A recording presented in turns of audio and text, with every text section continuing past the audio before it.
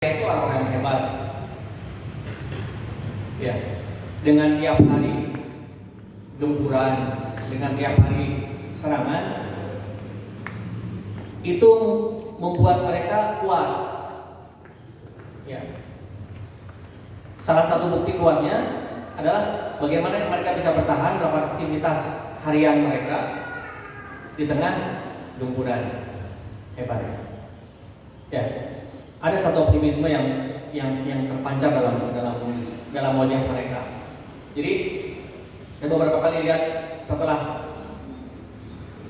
ada serangan, ada bom, itu bagaimana kemudian mereka tidak panik gitu ya, karena mungkin sudah terbiasa. Tidak panik, kemudian kalau ada korban dibawa ke rumah sakit. Setelah bereskan rumah sakit, yang di rumah itu bukan meratap, dimain deui benar. Tidak. Bagaimana kemudian mereka membersihkan, membereskan dan mengambil sisa-sisa yang masih bisa dipakai untuk kemudian disiapkan lagi untuk membangun rumah. Jadi bagaimana mereka kemudian tidak meratap setelah kejadian yang mungkin menimpa keluarganya,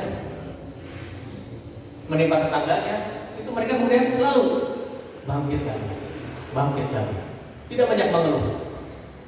Ya. Dan saking hebatnya, ada yang saya rekam itu. Mereka bukan hanya kuat, optimismenya tinggi, tapi juga mereka tetap menjaga ifah mereka. Ifah itu apa ya? Harga diri mereka.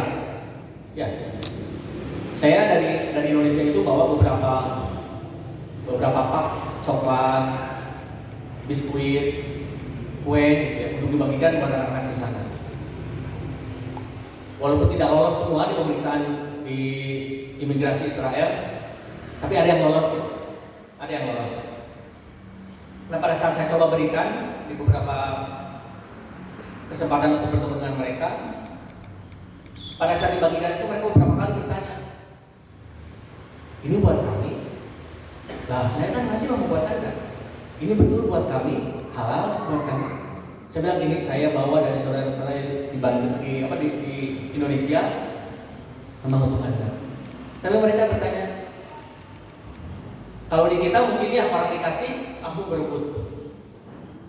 Kalau mereka bertanya, ini buat kami halal, boleh. Betul-betul menjaga ifah mereka. Pada saat dibagikan, begitu senangnya, kemudian langsung nitip salam buat saudara kita di Indonesia sekali. Ya, padahal dalam tanda kutip artilah apalah artinya satu buah coklat, permen lollipop, satu bungkus kecil biskuit buat mereka yang di tengah kelaparan gitu ya. Tapi mereka betul-betul merasa bahwa ternyata saudara mereka di Indonesia begitu memperhatikan mereka. Dan hal lain yang saya catat adalah bagaimana interaksi mereka dengan Al-Quran itu begitu kuat. Interaksi mereka dengan Al-Quran sebagai kitab sucinya itu begitu kuat. Ya. Di tengah-tengah berkecamuk perang saja, mereka tidak pernah melupakan membaca Al-Quran. Dan sebagian mereka terus menghafalkan Al-Quran. Ya, alhamdulillah saya dipertemukan beberapa kali dengan orang-orang, ada perawat hafal 30 juz, ada sama dokter bedah saraf, usia beda 3 tahun dengan saya, usia 50 tahun, hafal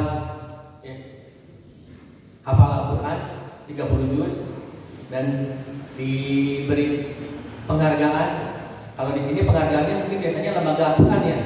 Kalau di sana diberi penghargaan oleh rumah sakit. Ya, oleh rumah sakit, ada tahniah, ada syahadahnya bahwa beliau sudah menamatkan setoran 30 juz dalam satu kali duduk. Ya, ada 2 yang saya temui di rumah sakit. Satu dokter bedah saraf dan satu lagi pensiunan dokter Objin, ibu-ibu usia 63, itu juga hafal Quran 30. Dan masih banyak sebetulnya. Kalau kebetulan saya hanya dipertemukan dengan 3 orang ini. Ya, alhamdulillah beberapa kali sempat saling setor, ya saling setor. Saya setor, saya dengarkan, beliau juga dengarkan, beliau juga setor karena saya juga ingin mendengarkan. Alhamdulillah kita sepakat seperti itu. Intinya bahwa mereka adalah orang-orang yang betul-betul interaksi dengan Al-Qurannya itu begitu kuat. Nah, dengan dua kesimpulan ini saya berkesimpulan bahwa yang menguatkan mereka itu bukan fisik mereka saja, bukan kondisi saja, tapi karena kedekatan mereka dengan Allah Subhanahu wa taala. Ya. Sering sekali mereka itu mengatakan cuma satu kalau ditanya, bagaimana kondisi sekarang? Padahal lagi di rumah sakit, padahal lagi kelihatan capek atau jawabnya cuma satu. Alhamdulillah ala kulli syai'. Selalu yang diucapkan itu adalah rasa syukur mereka kepada Allah Subhanahu wa taala. Ya. Bahkan yang lebih mengherankan itu saya pernah ketemu dengan seorang ibu yang anaknya itu 9. Dan yang saat itu yang ke-9-nya itu syahid gitu. Syahid. Yang 8-nya sudah mendahului mereka. Ibu itu hanya nangis sebentar dan kemudian ucapannya itu alhamdulillah, alhamdulillah, alhamdulillah ala kulli syai', alhamdulillah. Cuma dia sedih karena setelah itu dia tidak bisa lagi menabung anaknya untuk ditempatkan di jannah.